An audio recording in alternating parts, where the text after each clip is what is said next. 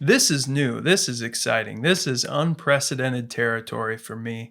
This is my top 5 EPs of 2024. The extended play is like the ugly stepsister of music for whatever reason, whether it be psychological, cultural reasons. The album, that 45 minutes of music or whatever, is the gold standard for format, and it's what we consider one unit of music.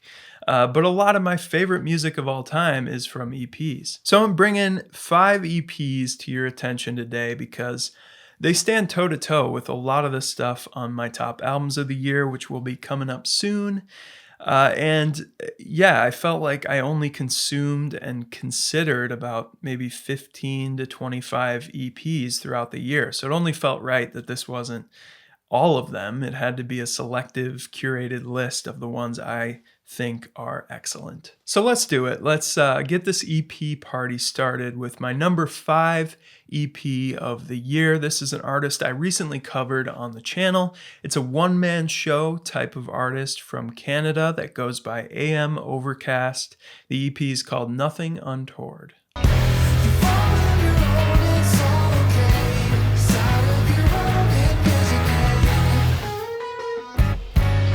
Nothing Untoward is an 11-minute appetizer. It's really short, 4 tracks, but in that course of 4 tracks, he does all the usual stuff. It has all the punch and the melodic heft of all his other music. And that's really his specialty, these little baked goods with just a ton of calories packed into one bite. I think this is like math rock, pop punk. That's probably the best way to describe it. And if you're a millennial who has any nostalgia for that aughts era emo or pop punk sound, it's here. But it's way more than that too, with some super weird chord progressions and always progressing structures despite a pretty simple formula of mathy guitars, bass, and drums. On this one in particular, I love the warmth that acoustic guitar brings to the mix and his sound, because when plugged in, I feel like it can be a little bit angular and inaccessible. If you're late to the party on this guy, then this would be a great listen, a great entry point, but definitely also listen to Drown to You. I say party, but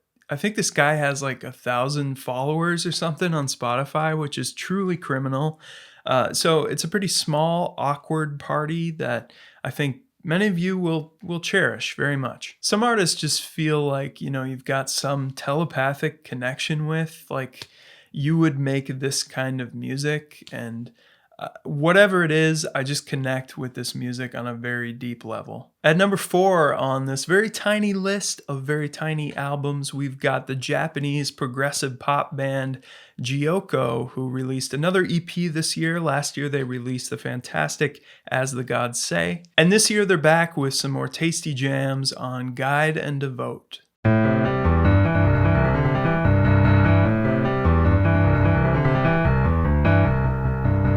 Joko really live up to the translation of their name, which is something like mood or emotion. Their songs are very progressive structurally, just cascading up and down on rapids and waterfalls. It's much more, emotionally varied and dynamic than most things that are called math rock. Yeah, there are some incredibly intricate polyrhythms and chaotic electronics and some very Japanese math rock guitars and drums like the band's Toe or Light, but it doesn't get in the way of the songs. There are great hooks, great melodies, and a lot of warmth brought in by the acoustic and organic instrumentation like flutes on this album. The way that frenetic piano line in the song of Flourish City juxtaposes with this flowing, beautiful female vocal is just the perfect encapsulation of what this band is all about. The key change on that song too,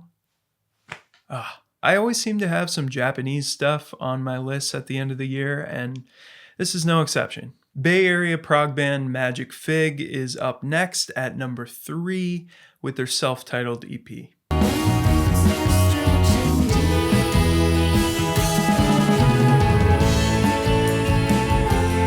Early Pink Floyd meets Canterbury prog. There's definitely a strong 70s prog kind of sound.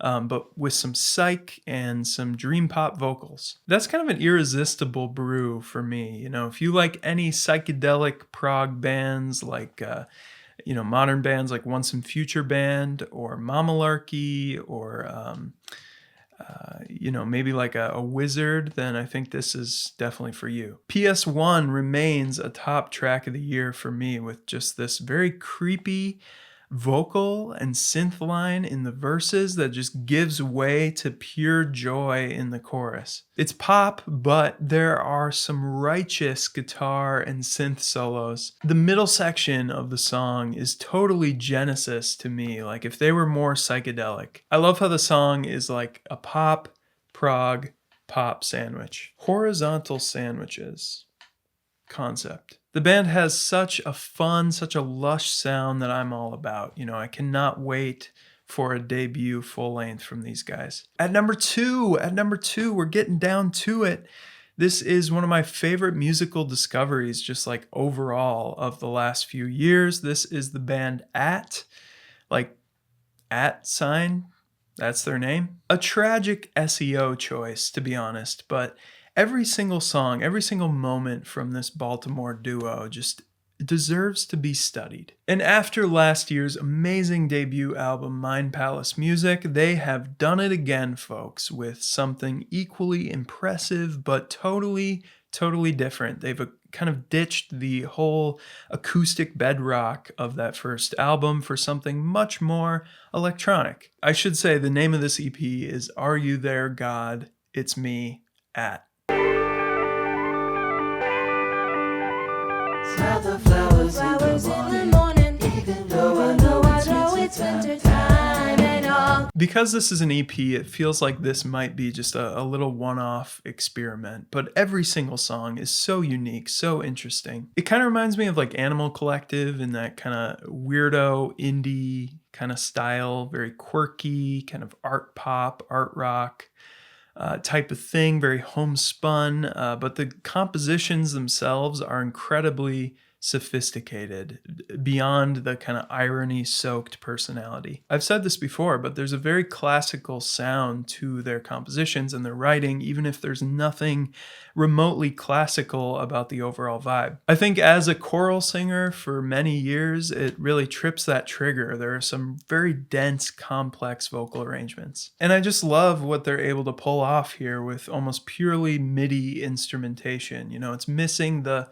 fullness, the lushness of the acoustics on that first album, but the writing makes up for that in spades. Like Magic Fig, I cannot wait to see what they do next. It's a minor obsession. But there was no question this year that there was one EP that more than any other built up anticipation about the band's next move.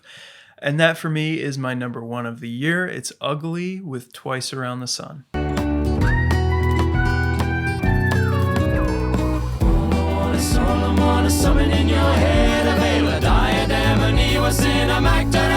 Two of the worst band names the world has ever known have landed at number one and number two.